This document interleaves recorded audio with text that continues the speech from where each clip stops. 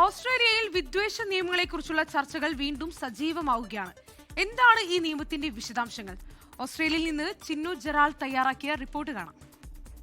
Compacting antisemitism, hate and extremism bill 2026 എന്ന ഈ നിയമനിർമ്മാണം വിദ്വേഷം, തീവ്രവാദം, ജൂതവിരോധം എന്നിവയെ നേരിടാൻ ലക്ഷ്യമിടുന്നു. പുതിയ നിയമം വിദ്വേഷപരമായ പെരുമാറ്റങ്ങൾക്ക് കടുത്ത ശിക്ഷ ഉറപ്പാക്കും.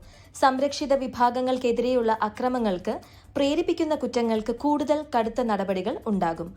ഓസ്ട്രേലിയയിൽ വിദ്വേഷമോ ഭിന്നതയോ പ്രചരിപ്പിക്കുന്ന വ്യക്തികളുടെ വിസ റദ്ദാക്കാനോ നിഷേധിക്കാനോ ഉള്ള അധികാരം ഇത് വിസ നയങ്ങൾക്ക് നൽകുന്നുണ്ട്.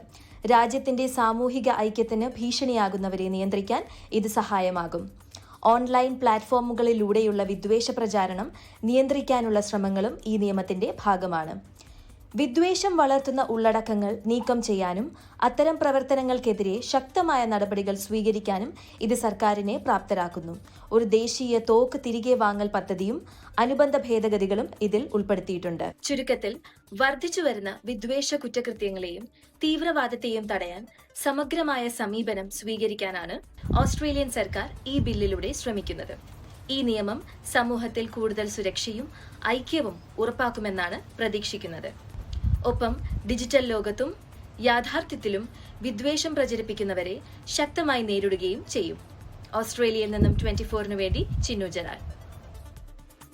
ലോകത്തെവിടെയായാലും ഏത് സമയത്തും 24 വാർത്തകളും ഓഗ്മെന്റഡ് റിയാലിറ്റി പാക്കേജുകളും എക്സ്പ്ലെയിനറുകളും വിശദമായി കാണാൻ ഞങ്ങളുടെ യൂട്യൂബ് ചാനൽ നിങ്ങൾക്ക് സബ്സ്ക്രൈബ് ചെയ്യാം.